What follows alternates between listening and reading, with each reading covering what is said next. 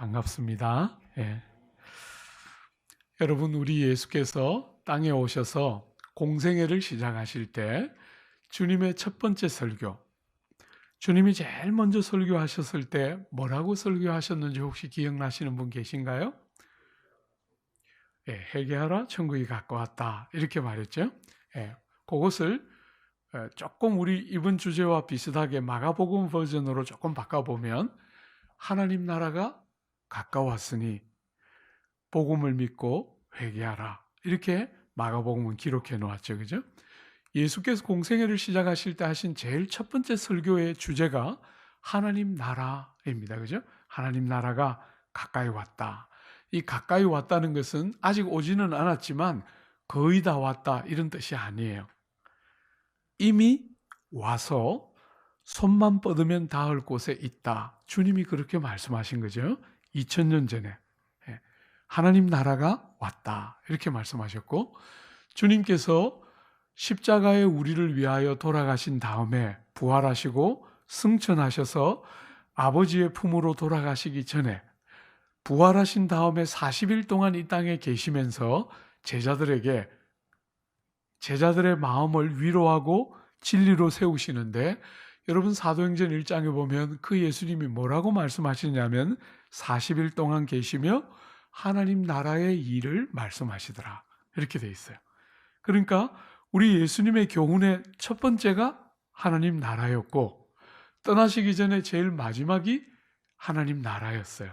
처음이자 마지막이고, 주님이 우리에게 가르치고 싶어하는 제일 중요한 내용이 하나님 나라고, 주님이 이 땅에 오실 때 하나님 나라를 갖고 들어오신 거죠. 하늘 문을 여시고 왕이신 그분이 이 땅에 오셨기 때문에 그분과 함께 나라가 온 것이죠.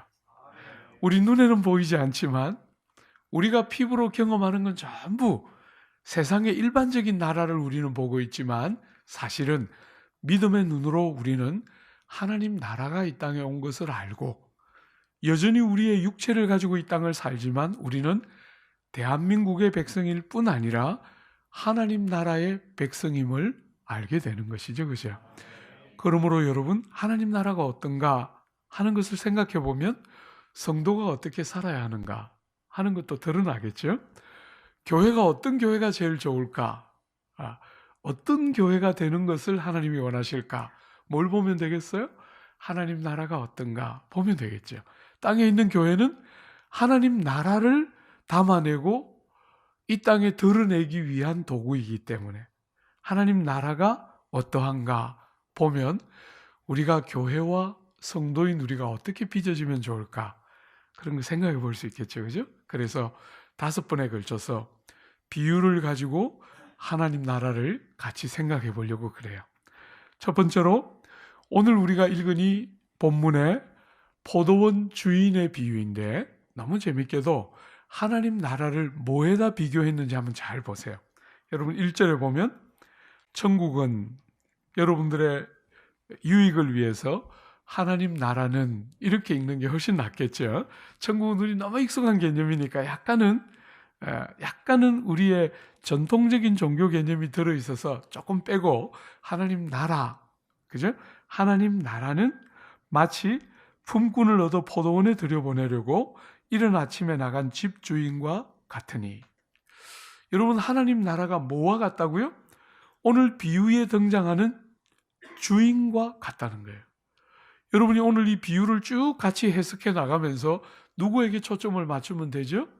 주인에게 초점을 맞추라는 거예요. 주인을 잘 살펴보면 주인의 모습 안에 하나님 나라의 특징이 묻어 있다는 거예요. 여러분, 이 주인이 뭐 하고 있죠 지금? 주인이 포도원에 다양한 일꾼을 데려오고 있어요. 본문에 보면 5부류의 일꾼들이 오는데, 여러분들의 이해를 돕기 위해서 이 5종류의 일꾼을 3가지로 한번 요약해 보려고 그래요. 뭘 기준으로? 불러온 시간과 약속하고 있는 임금을 기준으로, 이 2가지를 기준으로 우리는 이 5부류의 일꾼을 3부류의 일꾼 정도로 요약할 수 있어요. 한번 볼까요? 제일 먼저, 여러분 집주인이 언제 지금 나갔지요? 이른 아침에 나간 집주인과 같다. 이렇게 돼 있죠. 이 이른 아침에 나가서 집주인이 일꾼을 데려오는데 품삯을 얼마에 약속합니까? 2절에 보면 그가 하루 한 데나리온씩 품꾼들과 약속하여 포도원에 들여보내고. 여러분, 이른 아침에 집주인이 나가서 일꾼을 데려왔는데 이 이른 아침 몇 시일까요? 6시. 예. 이렇게 잘 맞추면 재미가 없는데, 예. 여러분이 틀려야 제가 혼도 내고 이렇게 풍성하게 무식하구나 이러면서 성경 좀 읽으라고 야단도 칠 텐데 너무 잘 맞췄어요. 그죠? 유대인들은 해가 뜰 때 일을 시작해서 해가 질 때 일을 마쳐요. 그러니까 대부분 6시에 일을 시작하지요. 그러니까 이 새벽에, 이른 새벽에 나갔다 할 때 이 새벽은, 이른 아침은 6시를 가리키는 거죠. 그죠? 6시에 가서 일꾼을 데려왔는데 품삯을 얼마에 약속했어요? 한 데나리온. 여러분이 한 데나리온은 일반적으로 말해서 로마의 군대에 고용되어 있는 군인의 월급, 로마의 귀족의 집안에 고용되어 있는 가정의 가사를 일하는 규칙적인 노동자들의 하루 품삯이 한 데나리온이에요. 그러면 오늘 지금 주인이 이른 아침에 가서 일꾼을 데려와서 한 데나리온을 약속하는 것은 많이 주는 거예요? 작게 주는 거예요? 많이 주는 거예요? 적당히 주는 거예요? 네. 함정에 빠진 것이에요. 여러분, 많이 주는 걸까요? 작게 주는 걸까요? 적절히 주는 거다 이렇게 했는데, 여러분 요즘 말로 한번 바꿔보면 원래 한 데나리온은 누구에게 주는 거예요?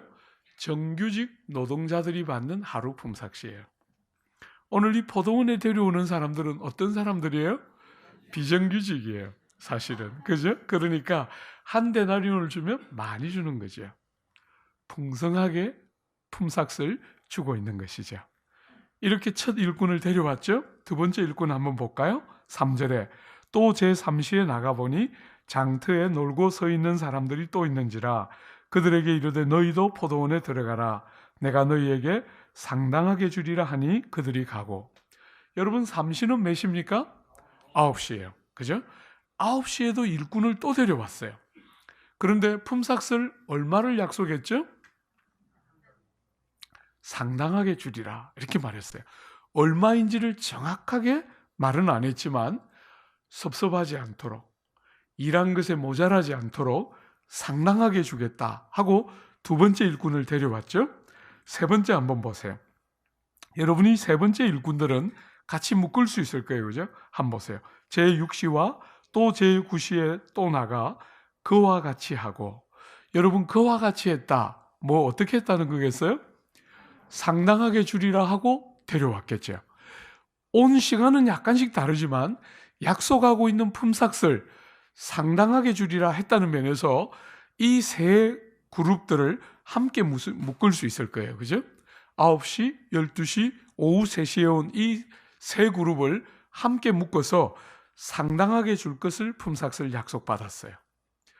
여러분이 이 비유를 해석하는 일에 굉장히 중요한 역할을 하는 한 인물이 그 다음에 등장해요.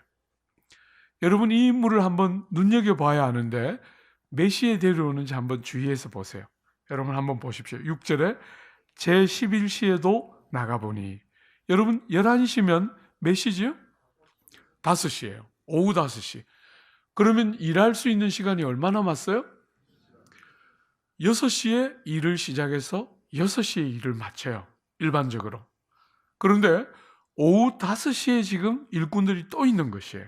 그러면 1시간밖에 일할 시간이 없는데 사랑하는 여러분 11시에도 거기 나가니까 일꾼들이 또 있었어요. 여러분 이 사람들에게는 다른 일꾼들에게는 묻지 않은 질문을 했어요. 뭐라고 물었죠? 한번 보세요.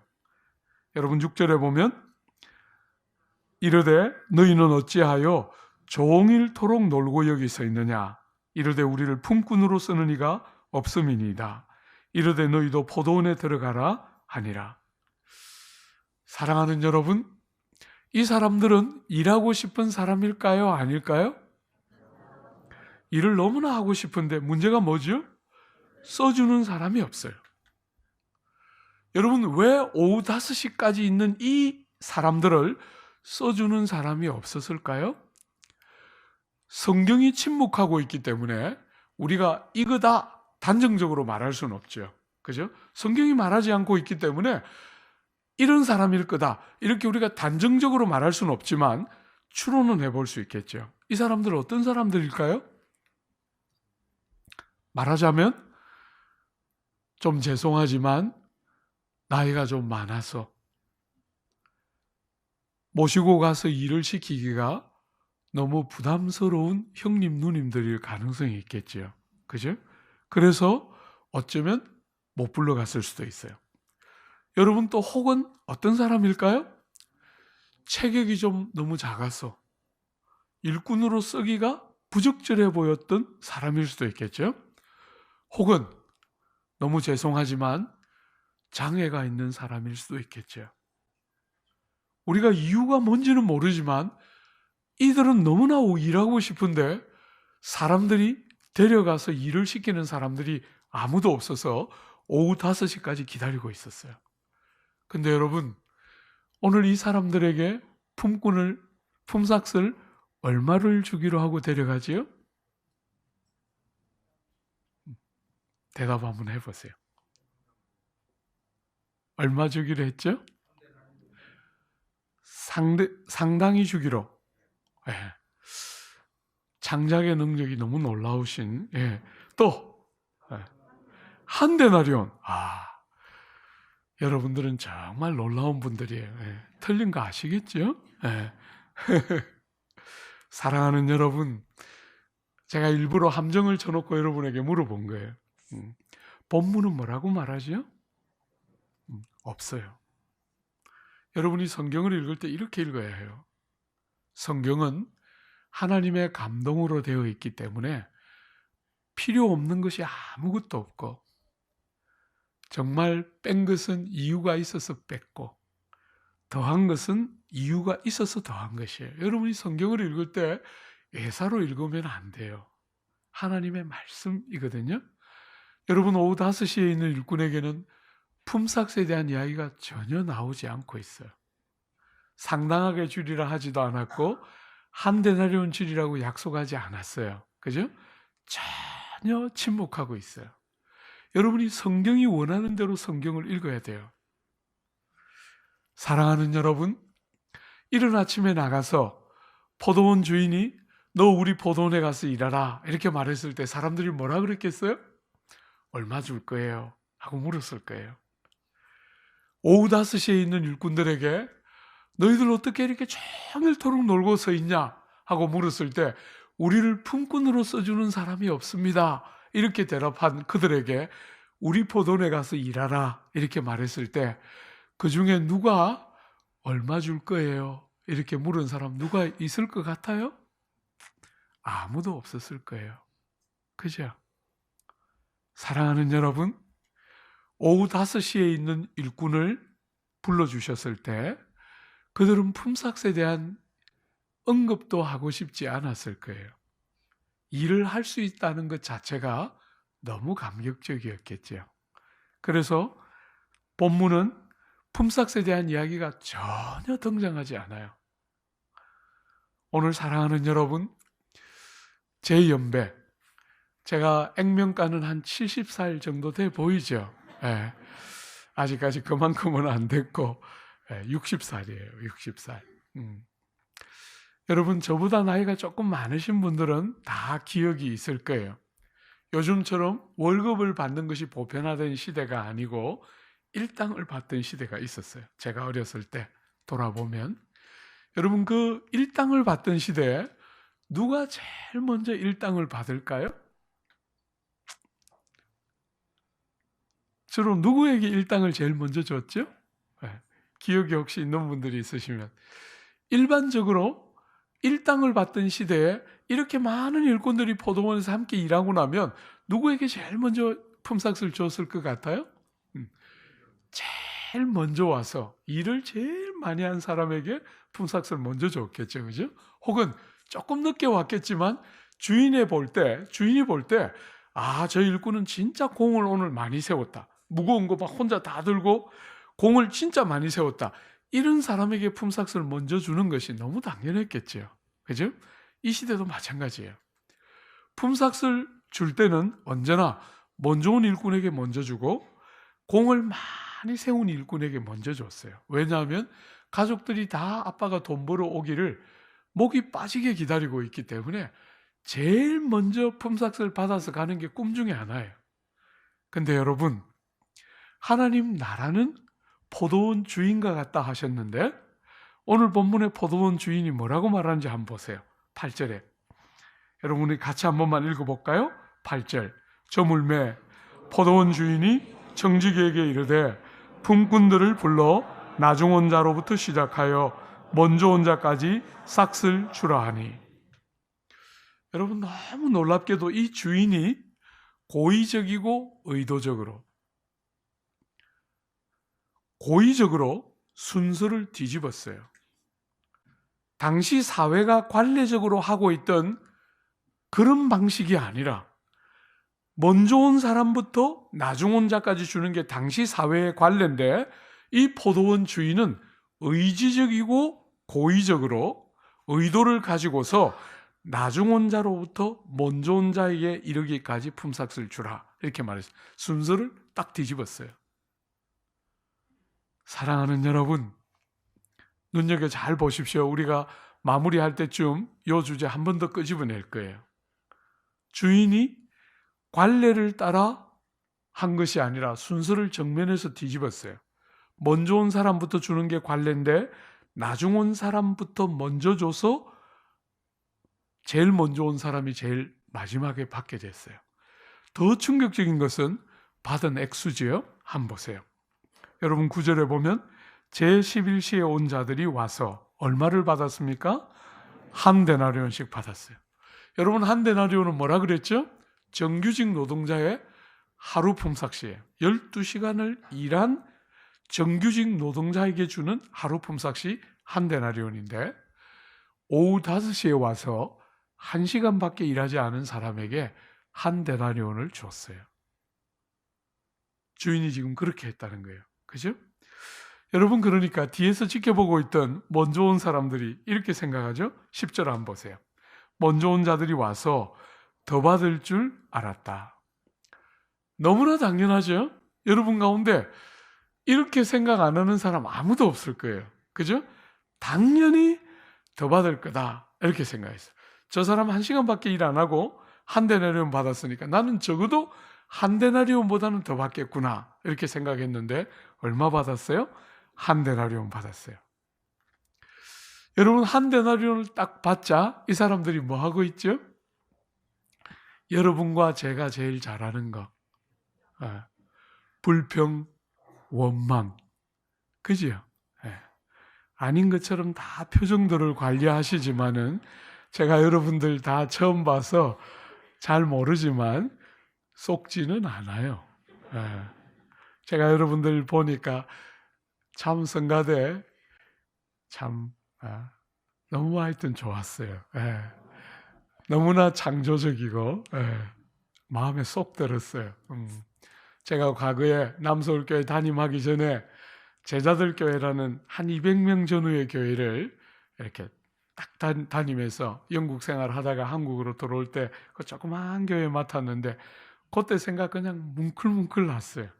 교회를 그냥 200명인 교회를 이렇게 맡아서 그냥 전부 가족같이 그냥 전부 자식같이 저보다 대부분 어린 성도들이었거든요. 저보다 나이 많은 사람은 제가 그 교회 떠날 때 한 아이들까지 한 1000명 정도 되는 교회였는데 저보다 나이 많은 사람은 30명밖에 없었어요. 굉장히 젊은 20대와 30대들이 모조리티인 그런 교회를 제가 목회했는데 딱 그때 생각이 났어요. 느낌, 모든 게 그냥 하여튼 너무 좋았어요. 여러분들의 그 모습들이 너무 사랑스럽고 좋지만 속지는 않아요. 안에 안 들어가 봐도 여러분이 어떤 사람인지 안 봐도 제가 돼요. 충분히 제 안에서 봤고 아내랑 결혼생활 30년 넘게 하면서 충분히 봤어요. 이런 거였구나. 충분히 봤기 때문에 여러분이 어떻게 표정 관리를 해도 썩지는 않아요. 사랑하는 여러분, 불평하고 원망할 때 불평하고 원망하는 사람들이 주로 어떻게 하지요? 요 사람들처럼 해요. 한번 봐요. 여러분 그 10절, 11절, 12절에 보면 받은 후에 집주인을 원망하여 이르되 나중은 이 사람들은 1시간밖에 일하지 아니하였거늘 그들을 종일 수고하며 더위를 견딘 우리와 같게 하였나이다. 여러분 불평하면서 지금 뭘 말하고 있죠? 불평하는 사람들의 늘 공통점은 똑같아요. 나의 장점과 상대의 단점을 비교해요. 나쁜 사람들이죠. 예. 나의 장점과 상대의 장점을 비교하는 법은 없어요. 그러면 불평이 신이 안 나. 그래서 불평이 불평다워지고 원망이 원망다워지려면 나의 장점과 상대의 단점을 비교해요. 그죠?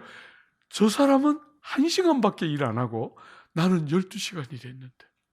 여기 막 갑자기 막 억울함이 확 밀려오면서 불평이 막 너무나 정당화되면서 막 신이 막 나면서 막 불평 막 하게 되는. 그죠?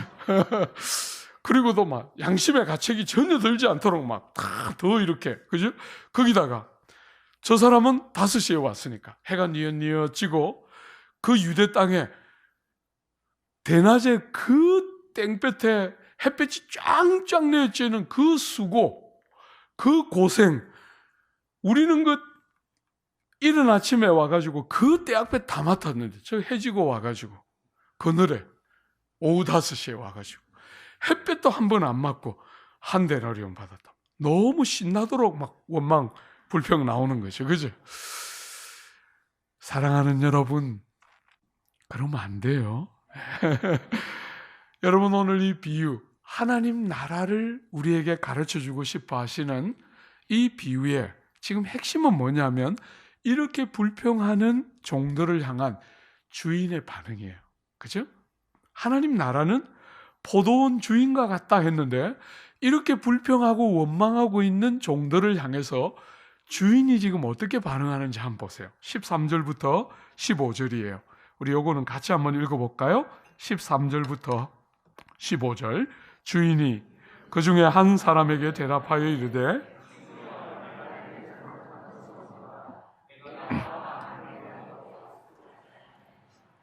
내 것이나 가지고 가라.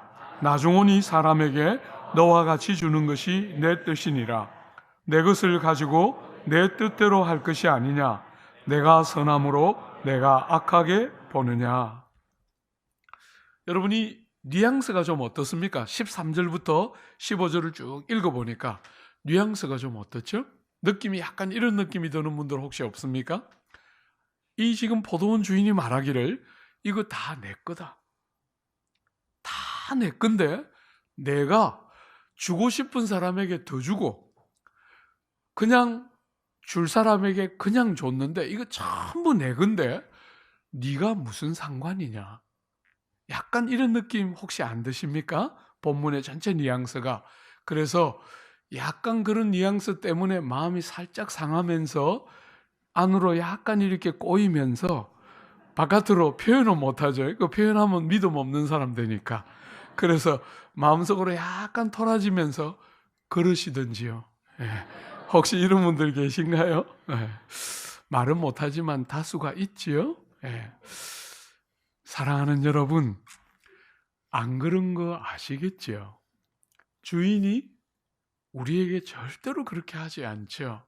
하나님은 우리를 그렇게 다루지 않으세요. 이거 다 내 거야. 내 거 가지고 내가 원하는 대로 하는데 네가 무슨 상관이야. 하나님이 우리를 절대로 그렇게 다루지 않으시지요. 그죠? 하나님은 정말 그렇게 말씀하셔도 할 말이 없는 우리들이지만 하나님은 우리의 작은 탄식과 신음에 반응하세요. 우리는 천사와 달라요. 천사들은 일꾼이지만 우리는 자녀들이에요. 우리의 생각, 우리의 말, 우리의 탄식, 우리의 입으로 나오는 기도 이런 것은 아버지의 가장 중요한 관심사예요. 우리가 마음이 불편한데 억지로 너까지 있게 무슨 소용이야 이러면서 우리의 의견을 묵살하시는 분이 절대로 아니세요. 천사들은 일꾼이지만 우리는 당신의 사귐의 대상이에요. 여러분, 그런데 왜 13절과 15절이 13절부터 15절이 왜 그렇게 읽혀질까요? 불편하고 낯설고 뭐라고 말할 수는 없지만 분명히 우리가 알고 있는 하나님은 그런 분이신데 왜 이렇게 말씀하셨을까? 이 말씀이 담고 있는 이 불편함과 낯섦은 어디로부터 오는 것일까? 이게 지금 핵심이에요. 여러분, 이 불편함과 낯섦이 어디로부터 오는 걸까요? 우리가 가지고 있는 끝없는 이 세상에서의 익숙한 질서와 뭐가? 하나님 나라가 다르기 때문에. 우리가 이렇게 낯설고 우리가 이렇게 불편해하는 이유는 이 세상에 여러분들이 익숙해져 있는 어떤 질서와 예수가 이 땅에 오시면서 우리에게 열어놓은 하나님 나라의 질서가 다르기 때문에. 여러분, 이 땅의 질서는 어떤 질서지요? 일 많이 하면 많이 받는 거예요. 공을 많이 세우면 먼저 품삯을 받아서 돌아가는 것이죠. 그런데 오늘 본문이 우리에게 보여주는 하나님의 나라의 질서는 어떤 것이죠? 일한 것이 아무것도 없는데 일한 것을 내세울 건덕지라고 어떤 것도 없는데 아무도 일꾼으로 써주지 않았는데 사랑하는 여러분, 어떤 것도 일한 것이라고 주장하거나 드러내거나 자랑할 거리가 아무것도 없는데도 너무나 풍성한 상급을 자격 없는 자들에게 값없이 풍성하게 허락하시는 나라의 질서. 하나님 나라는 우리가 익숙해져 있는 이 세상 나라와 너무 다르다는 거예요. 너무나 달라요. 사랑하는 여러분, 얼마나 이 세상의 질서 한번 봐요. 우리 저보다 선배님들 계신데 좀 죄송하지만 나이를 먹어가는 것이 얼마나 행복하고 기쁜지 모르겠어요. 나이를 먹어가니까 사물의 이치가 더 선명하게 들어와요. 세상살이. 어쨌거나 실수로 저도 결혼을 해서 살아보니까 참 자격 없는 남자인데 하나님이 귀한 짝을 선물로 주셨구나, 이런 생각이 참 많이 들어요. 아내 하나 근사할 만한 자격도 없는 남자인데 제대로 사랑할 줄도 모르고 참 허물 많은 인생인데 귀한 선물 주시고 인생을 이렇게 60대일 때까지 하나님 이렇게 동행해 오면서 이제 약간씩 보여요. 세상살이가 약간씩 보여요. 여러분, 성경이 이렇게까지 진짠가? 30대, 40대 때는 목사로서 가르쳤지만 두려운 순간이 있었어요. 너무 세상이 아니라 그러기 때문에 가르칠 때 두려움이 있었어요. 한 번씩. 나는 목사니까 그냥 망하면 되지만 이 착하고 그냥 예쁜 성도들 데리고 그냥 다 갔는데 이 산이 아니야 이러면 막 얼마나 좌절되겠어요. 그죠? 그런 두려움이 목회자로서 한 번씩 문득문득 어떤 길을 가다가 있었어요. 근데 40이 넘고 50이 넘고 하니까 너무 선명하게 보여요. 사랑하는 여러분, 세상이 중요하게 여기고 세상이 가치를 두고 있는 어떤 것과 하나님 나라가 얼마나 다른지도 보이고 세상이 말하는 것이 얼마나 헛개빈가도 보여요. 여러분, 세상은 얼마나 조건을 소중하게 여깁니까? 조건, 공로, 자격, 일한 거, 능력, 재능, 신분, 지위, 너무너무 그런데 가치 부여를 많이 하고 그런 것들을 얻으려고 막 목을 메고 살지요. 자녀들 그냥 평생의 삶에 어느 대학인가 하는 그 대학의 라벨을 붙이려고 얼마나 많은 엄마들이 그냥 믿음이 좋다는 엄마든 믿음이 없는 엄마든 똑같이 그냥 그 자식 어떤 대학에 넣으려고 몸부림치며 사는 게 오늘 조국 땅이에요. 심지어 너무나 많은 사람들이 그 사람 아닙니다. 그 사람 아니고, 그 사람 이름을 그래 지어가지고. 예. 제가 늘 우리나라 말할 때 조국 이렇게 말하는데 그 친구 때문에 불편해요. 예. 고등학교 후배거든요. 4년. 예. 예. 사랑하는 여러분,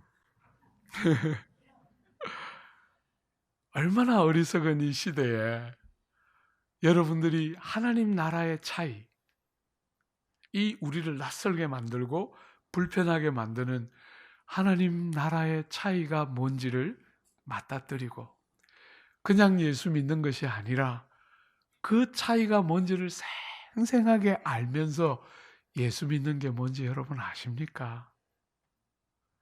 오늘 조국 교회가 얼마나 욕을 많이 먹습니까? 그죠?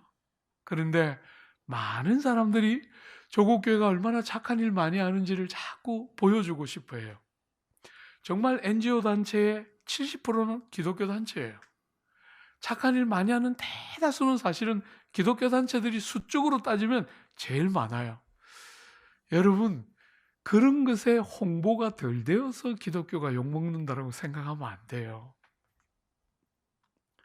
기독교의 핵심적인 중추들이 빠져나가고 있기 때문에, 기독교의 생명 같은 소중한 것들이 빠져나가고 있기 때문에 교회가 욕을 먹는 것이지, 여러분이 이런저런 몇 가지 잘못을 하고 있어서 욕을 먹는다, 너무나 문제를 피상적으로 보고 있는 것이지요.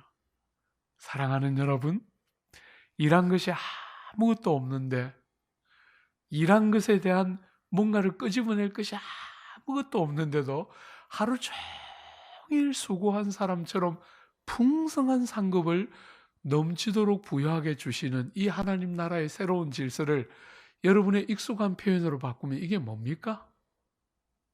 이게 뭐지요? 여러분이 대답을 못하니까 기쁨이 확 밀려와요. 입이 이제 건질건질해지면서 이렇게 풍성하게 무식하구나, 이런 말을 이제 자유롭게 할 수 있기 때문에 한 번만 더 기회를 드릴게요. 이게 뭐예요? 기적. 놀라운 일입니다. 네, 또 뭐라고요? 일한 것이 없는데, 아무 자격이 없는데, 어떤 공로도 없는데, 아무것도 내세울 것이 없는데 우리에게 근거하지 않고 자격을 요구하지 않으시고 너무나 풍성히 주시는 하나님의 선물, 그게 뭐지요? 그죠? 그게 은혜이시요. 사랑하는 여러분, 복음을 너무나 잘 담고 있는 로마서에 가보면 로마서 5장에 우리가 사는 이 세상의 질서를 뭐라고 표현해 놨냐면, 죄로 말미암아, 죄가 사망으로 말미암아 왕노릇하는 것이 이 땅의 질서라는 거예요. 사람들이 다 죄 중에 태어나서 그 죄가 사망을 협박의 도구로 사용해서 사람들을 좌지우지하면서 살아가는 삶의 모습이 이 땅에 어머니 모태로 태어난 주를 알지 못하는 보편적인 사람들의 삶의 모습이 죄가 사망으로 말미암아 왕노릇하는 것, 이렇게 표현했다면 우리가 예수를 믿어서 주의 은혜를 알게 되었을 때 그것을 뭐라고 표현했냐면, 그 똑같은 본문에 로마서 5장 21절에 보면 은혜가 의로 말미암아 왕노릇한다. 사랑하는 여러분, 오늘 우리가 첫 시간에 보는 이 하나님의 나라, 포도원 주인이 우리에게 보여주고 있는 이 하나님의 나라를 우리가 한마디로 딱 요약하면 뭐라고 말할 수 있습니까? 은혜가 통치하는 새로운 질서. 주 안에 사랑하는 여러분, 제가 오늘 첫 시간에 여러분들에게 조금 외람되지만 물어보고 싶어요. 저는 여러분들이 예수를 믿는지 물어보고 싶은 게 아니고, 저는 여러분들이 예배당에 이렇게 나오면서 신앙생활을 시작하면서 은혜에 대한 체험을 하고 특별한 종교적인 이런저런 체험을 했는지를 묻고 싶은 것이 아니고, 여러분은 이 땅에 몸을 담고 살면서 너무나 익숙해져 있는 많이 일하면 많이 받고 공을 못 세우면 천대받고 차별당하는 이런 세상 속에, 심지어 개인 능력이 안 되면 부모의 능력을 가지고 금수저인지 흙수저인지를 말하고 있는 이 마음 아픈 시대에 구주 안에 있는 너무나 다른 질서, 은혜가 통치하는 다른 질서. 그래서 자격 없는 우리를, 공로 없는 우리를, 아무 일한 것도 없는 우리를 하나님이 그 풍성한 사랑 안에서 예수의 공로에 근거해서 우리 편에서 아무것도 공이라고 내세울 것이 없는데도 하나님의 완전한 사랑 때문에, 예수의 완전한 대속의 은혜 때문에 자격 없는 우리를 너무나 선대하시는 아버지의 은혜가 통치하는 다른 질서를 맞닥뜨려 보신 적이 있습니까? 저는 여러분들이 예수 믿는다 하는 말을 듣고 싶은 게 아니라, 저는 여러분들이 어떤 종교적인 경험을 했다 이런 말을 듣고 싶은 것이 아니라, 여러분들이 주님을 만나는 순간에 다른 질서, 우리를 그렇게 오랫동안 얽매고 있었던, 뭔가 우리가 더 업그레이드 되어서 더 나은 학벌과 더 나은 집안과 더 나은 신분과 더 많은 부를 가져야만 세상에서 사람답게 산다고 여기는 이런 세상에 끝없이 그것 때문에 짓눌리고 끝없이 긴장하며 살아왔는데, 이 다른 질서를 맞닥뜨리면서 여러분의 그 모든 무거운 짐들이 굴러떨어지면서 은혜가 통치하는 새로운 질서 안에 들어가는 자유, 그거 뭔지 아십니까? 그리고 그런 눈으로 여러분을 보고 다른 사람들을 바라보면서, 전부 사람들은 말은 안 하지만 이마에 붙여놓은 대학 라벨을 가지고 사람을 평가하고, 그가 살고 있는 집, 그가 타고 다니는 차, 사랑하는 여러분 입고 다니는 옷, 전부 그런 것으로 사람을 평가하는 이런 어리석은 시대에 은혜가 통치하는 다른 질서를 맞닥뜨리고 사람을 천하보다 귀하게 여기신 주님처럼 오후 5시에 아무도 주목하지 않는 그런 일꾼을 포도원에 불러서 일을 시키시는 아버지의 마음을 알기 때문에 누구든지 사람 하나를 천하보다 귀하게 여기며 아끼고 소중히 여기는 그런 게 뭔지 아십니까? 교회를 다닌다 이게 아니라, 여러분이 예배당에 와서 기도할 때 종교적인 체험을 했다, 사랑하는 여러분, 그런 것도 너무 감사하지만 본질적으로 다른 질서에 맞닥뜨려서 한 번도 나를 그렇게 본 적도 없고 남도 그렇게 본 적도 없는데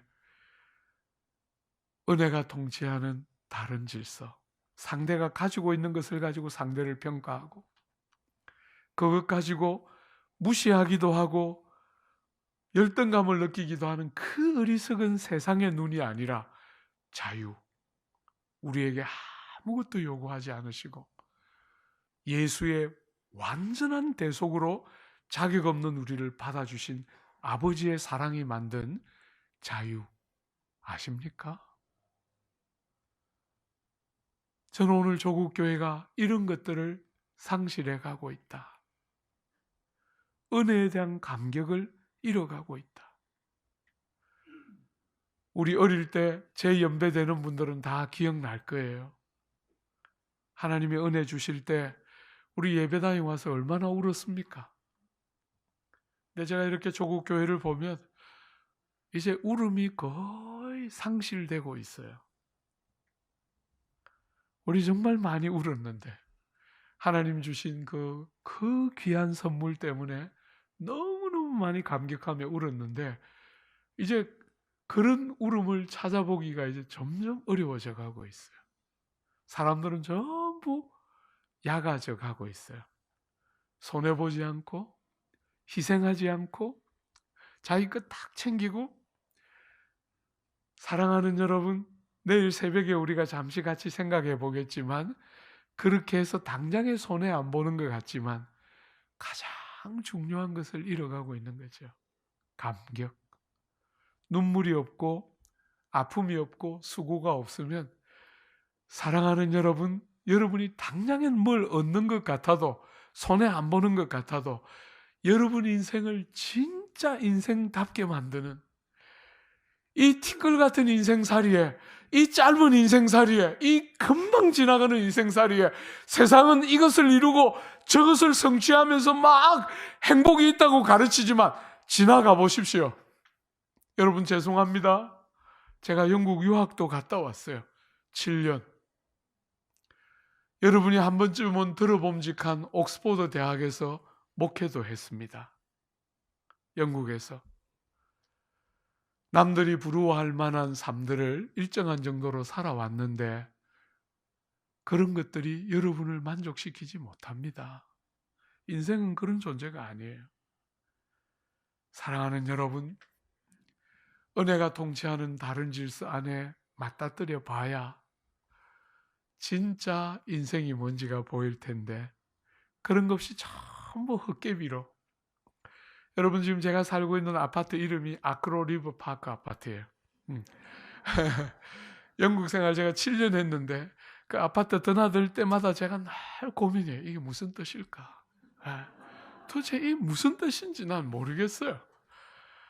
영국 생활 7년 하고 뭐 그 영어는 그래도 뭐 잘 못하죠. 여전히 잘 못하지만 어쨌거나 시간이 영어책 읽어가면서 글도 쓰고 했는데 아크로 리버 파크 아파트 그 무슨 뜻인지 모르겠어요. 그냥 제 생각에는 그냥 시어머니 못 찾아오도록 하는 목적 하나만 있는 것 같아요. 그냥 반포 아파트 하면 되는데 반포동에 있으니까 반포 아파트 하면 되는데 어쩌든지 그 영어를 써서 붙여야 돼요. 그 아파트 막 우린 그거 사는데 이러면서 막 거기 막 들어가서 막 그 아파트 막 이 뭐랍니까 분양하기 전에 막 배우들이 나와서 막 이렇게 촥 하고 지나가고 막 이랬는데 들어가니까 안 계시더라고 그분들은.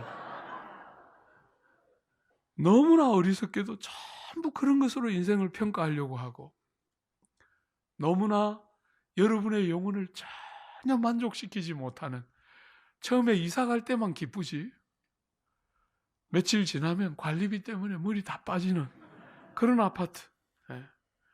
사랑하는 여러분, 너무나 미련하고 어리석은 이 시대의 정신에 성도들조차 거의 그대로 입고 다니는 거, 타고 다니는 차, 이렇게 조그만 나라에 왜 그렇게 큰 차 타는지 난 모르겠어요.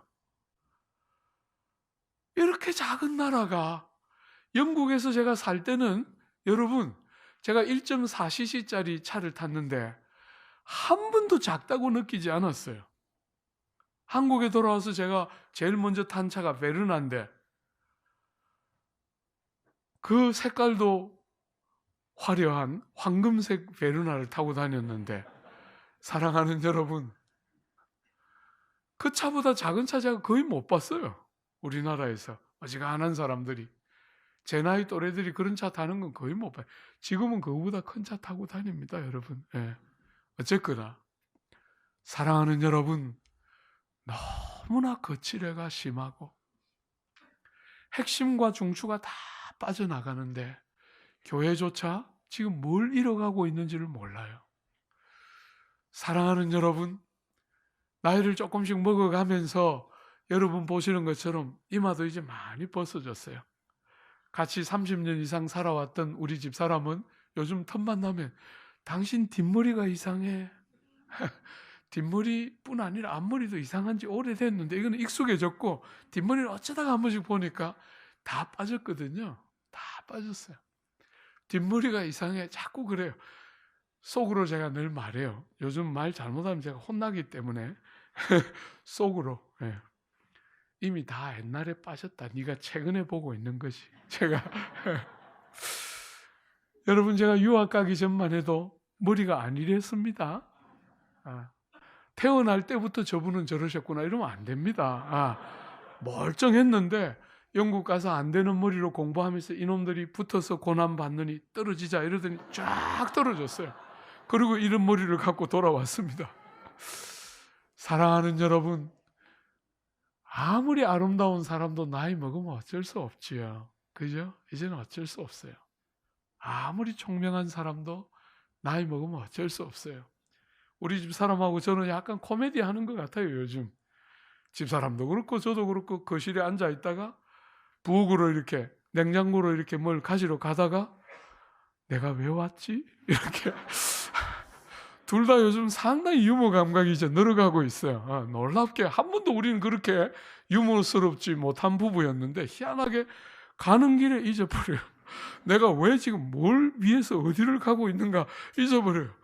여러분, 외모도 총명도 세월이 흐르면 어쩔 수 없어요. 제가 남서울교회 딱 부임해서 너무 충격적이었던 것은 딱 보니까 저분은 나보다 10살 정도는 동생 같다 하고 딱 보였는데 보니까 친구예요. 얼마나 관리를 잘했던지 한 10년은 동생 같아 보이는데 친구예요. 저분은 나하고 친구겠구나 하면 10살 누님이시에요. 얼마나 밀고 땡기고 관리를 해놨던지. 제가 와서 막 늘 그 산통을 깹니다. 제발 그래 살지 마요. 제발 그래 살지 마요. 나이 표시 나도록 좀 살아요. 제가 그러니까 우리 성도들이 한 번씩 저를 보면서 저걸 왜 우리가 데려와가지고 이렇게 고생하나 이러면서 한 번씩 후회도 하는 것 같아요. 근데 뭐 어쩔 수 없죠. 이제 온 지 저도 벌써 10년이 다 돼가니까. 여러분이 세월 흐르면 아무리 원해도 어쩔 수 없어요. 어떤 것들은 그냥 잃어야 하는 것이죠. 그런데 여러분, 은혜에 대한 감각을 잃으면 여러분 다 잃는 거예요. 여러분 다 잃는 거예요. 성도를 성도되게 하는 핵심은 은혜인데 철없을 때 그 은혜라는 것이 가슴에 다 와닿지 않아도 은혜의 일부를 붙들고 신앙생활을 시작하지만 나이를 먹고 주를 알아가는 연조가 더해져 가면 더해져 갈수록 은혜가 정말 가슴에 사무치도록 깨달아지고 경험되고 맛보아지고 누려지고 그 깊이와 넓이와 길이를 더해가야 그게 성도지. 그게 성도지. 너무나 많은 조국교회 성도들이 목사님, 저도 신앙생활 처음 했을 때 그렇게 썼어요. 왜 그런 단어를 쓰는지 나는 모르겠어요. 여러분과 저에게 약속된 것이 영생인데 우리가 어머니 아버지께로 받은 생명과 다르게 어머니 아버지께로 받은 생명은 아무리 건강을 유지하려고 해도 나이를 먹으면 건강을 잃을 수밖에 없고 병이 들 수밖에 없는 사망 앞에 굴복할 수밖에 없는 생명을 부모님들은 우리에게 물려주셨지만 예수가 우리 위하여 돌아가시고 성령이 우리에게 적용시켜 주신 그 생명은 영생인데 이 영생은 부모가 우리에게 주신 그 생명과 달라서 날이 갈수록 온전해져 가고 깊이와 넓이를 더해져 가는 것이 마땅한데 왜 오늘 조국교회에 있는 너무나 많은 성도들은 옛날에 그렇게 했었다 하는 말밖에 못하는지 저는 모르겠어요. 옛날과 비교할 수 없는 오늘 티끌 같고 먼지 같은 우리를 선대하시는 아버지의 은혜와 사랑에 대한 감격이 철없을 때는 얕게 알았지만 세월이 가면 갈수록 가슴에 사무치도록 왜 나 같은 것을 선대하실까? 아무도 겉들떠 보지 않았는데 아무도 그 포도원에 불러주지 않았는데 왜 나 같은 것을 이렇게 선대하실까? 일한 시간이 1시간도 안 되는 것 같은데 왜 하나님은 한 데나리온을 주고 계실까? 이게 여러분의 경험 맞습니까? 우리가 지금 뭘 잃어가고 있습니까? 여러분들은 과거에 대한 이야기밖에 할 수 없다면 그것은 기독교를 부정하는 것과 같은 것이에요. 우리에게 주신 영원한 생명, 쇠하지 않고 참되고 영원한 생명, 사망도 손대지 못하고 사망도 이기지 못하는 그 생명을 우리에게 주셨다고 말하는데 왜 우리는 육체를 따라 끝없이 그런 이야기밖에 못하는 이렇게 마음 아픈 시대를 살면서 우리가 뭘 읽고 있는지를 지금 알지 못하고 이렇게 살아가는지 모르겠어요. 여러분, 어떤 면에서 오늘 이 비유를 가지고 은혜가 통치하는 새로운 질서 말할 때 여러분의 약간 불편한 게 있을 거예요. 정말 그럴까? 여러분 어떻게 생각하세요? 오늘 이렇게 많은 종들이 불평하고 있잖아요. 그죠? 이렇게 많은 종들이 불평하고 있는데 한 번만 더 멈추어서 이 비유를 생각해 봐요. 여러분이 불평하고 있는 수많은 종들 가운데 받아야 할 정당한 몫을 못 받은 종들이 있습니까? 없습니까? 그죠? 너무 놀랍게 많은 종들이 불평하고 있지만 사실 받아야 할 정당한 몫을 못 받은 종은 아무도 없어요. 아무도 없습니다. 그죠? 너무 놀라울 만큼 아무도 받아야 할 정당한 몫을 못 받은 사람은 없고 여기 있는 모두가 받아야 할 몫을 적어도 받아야 할 몫 이상은 다 받았어요. 그죠? 여러분 어떻게 그런 일이 가능했지요? 여러분 어떻게 그런 일이 가능했을까요? 은혜가 통치하는 새로운 질서가 어떻게 여러분과 저에게 가능했을까요? 누가 지금 손해를 보았습니까? 그렇죠. 하나님 나라는 포도원 주인과 같다 할 때 핵심이 바로 이것이지요. 누가 손해를 보았습니까? 원망하고 불평하는 일꾼들이 이렇게 많지만 사랑하는 여러분, 그들은 사실 손해본 것이 아무것도 없지요. 그들은 적어도 받아야 할 품삯 이상을 다 받았어요. 누가 손해보았습니까? 주인이. 주인이 희생하고 주인이 손해보아서 일한 것이 없고 자격 없는 자에게 넘치도록 풍성한 품삯을 주는 나라가 하나님의 나라예요. 여러분, 우리가 세상을 보면 이 세상은 회사가 망하면 사원들은 다 잘리지만 주인은 망하지 않아요. 그런데 이 하나님 나라는 너무 놀랍게 종들이, 자격 없는 종들이 풍성한 품삯을 받기 위해서 누가?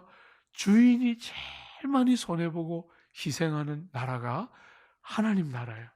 주인이 손해보고 주인이 희생한 것에 근거해서 자격 없는 우리가, 아무 공을 세우지 못한 우리가 주인의 희생에 근거해서 우리가 분에 넘치는 선물을 값없이 받는 나라가 하나님 나라지. 여러분, 우리가 로마서 5장에 하나님 나라는 은혜가 의로 말미암아 왕노릇하는 새로운 질서라 그랬죠. 이 은혜라는 말은 그냥 여러분 듣기 좋으라고 말하는 게 절대로 아니에요. 은혜가 의를 통하지 않으면 그건 은혜가 될 수 없어요. 바르고 정당하고 의롭지 않으면 그건 은혜가 될 수 없는 것이죠. 그죠? 여러분이 다 아는 것처럼 하나님께서 죄인인 여러분과 저에게 자격이 없고 공을 세울 수 없는 나면서부터 죄인인 우리를 위하여 뭐 하십니까? 아들 하나님을 죽이세요. 사랑하는 여러분, 주인이 제일 많이 손해보는데 천사 중에 제일 훌륭한 천사를 죽인 게 아니라 하나밖에 없어서 아무하고도 교체할 수 없는 바로 그 아들의 생명으로 여러분과 저를 살리기를 결심한 것이 기독교가 말하는 구원이고 은혜의 핵심이에요. 사랑하는 여러분, 그분이 우리를 위하여 대신 값을 지불하셨기 때문에 은혜가 의를 말미암아, 의를 통하여 왕노릇하는 다른 질서가 열린 것이지. 사랑하는 여러분, 오늘 제가 여러분들하고 읽은 본문을 다 봤잖아요.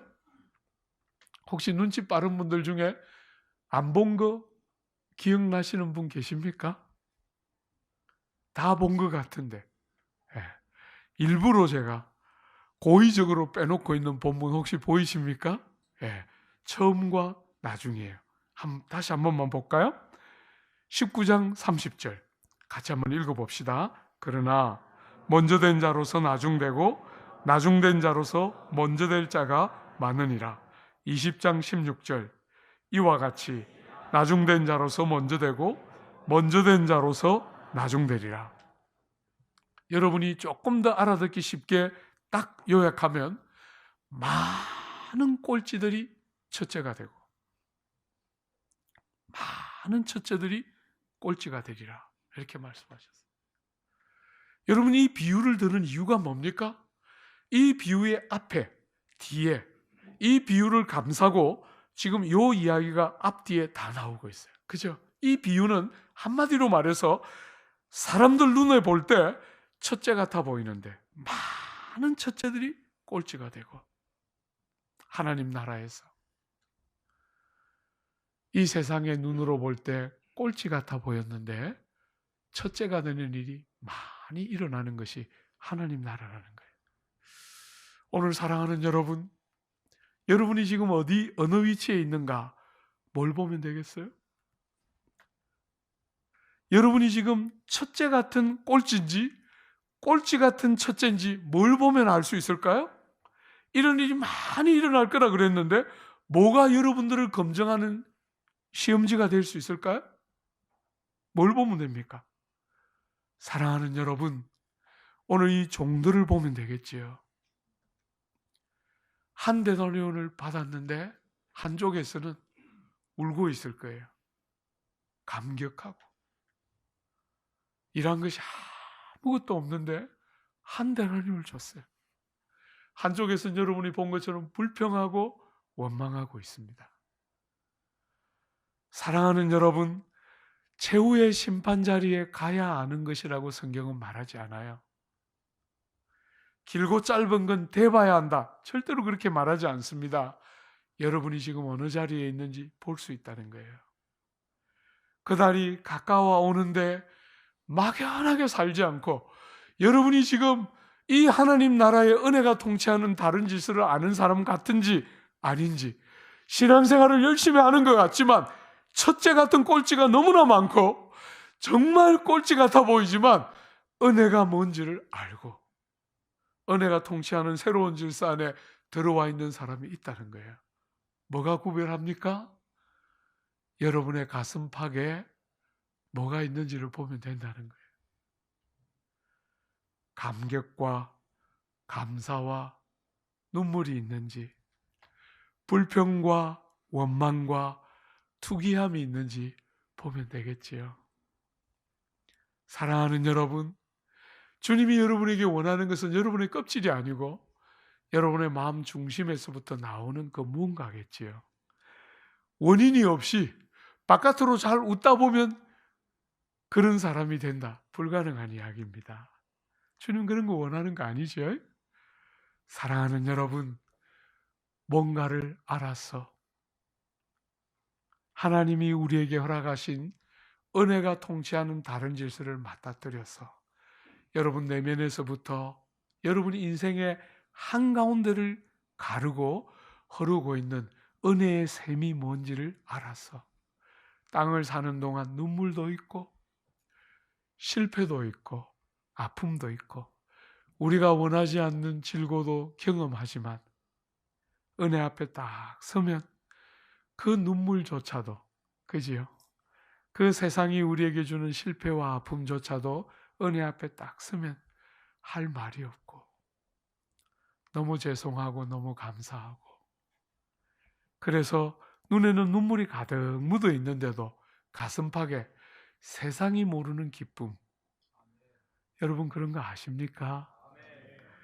세상 사람들처럼 육체적으로 좋을 때 좋고 내 자식이 내가 원하는 대로 커주니까 좋고 여러분 그런 것들 있습니까? 여러분 자식들 길러놓으니 그렇게 큽니까? 제가 여러분 우리 남서울교회의 특징이 뭡니까? 반포에 있는 교회의 특징이 뭐겠어요? 고학력입니다. 그죠? 공부를 얼마나 잘하는지 자기들도 잘하고 자식들도 잘하고 이런 가정들이 수두룩한데 제가 한 번씩 갈구해요. 자식 그렇게 잘 키웠더니 좋습니까? 제가 이렇게 한 번씩 갈구해요. 그렇게 잘 키워서 뭐 하죠? 그 여자 좋은 일 하는 것이에요.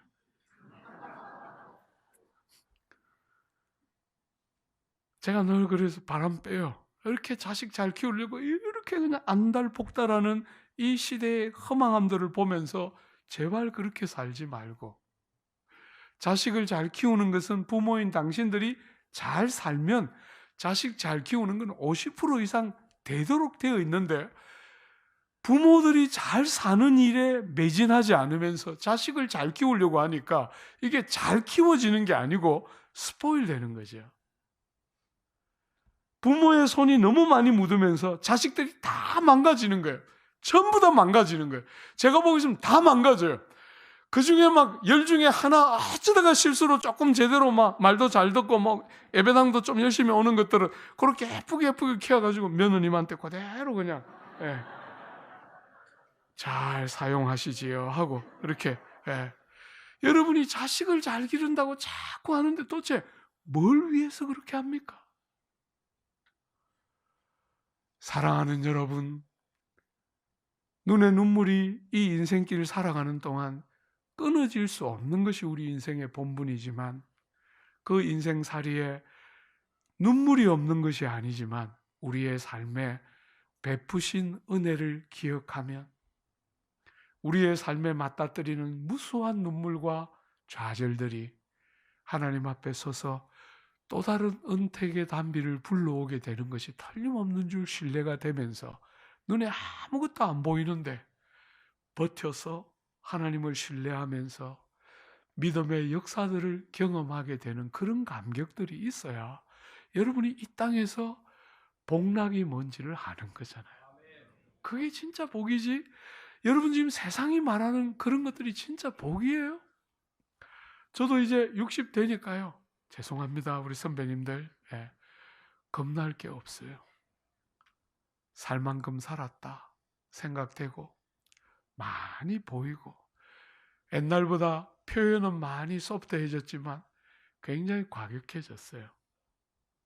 사랑하는 여러분, 이 허망한 인생의 사고방식대로 살지 않고 은혜가 통치하는 다른 질서를 맞닥뜨리고 다른 방식의 삶, 조금 윤리적이고 조금 착한 거 제발 좀 그런 거 말고 다른 방향, 세상이 보는 것과 다른 기준으로 우리를 보고 사람을 보는 은혜가 통치하는 이 복된 질서를 만난 사람답게 살면서 세상을 섬기고 여러분의 자녀를 길러내고 정말 다름이 뭔지를 드러내며 신앙생활할 줄 아는 귀하고 복된 성도들, 교회들 되어주시기를 바라고 축복합니다.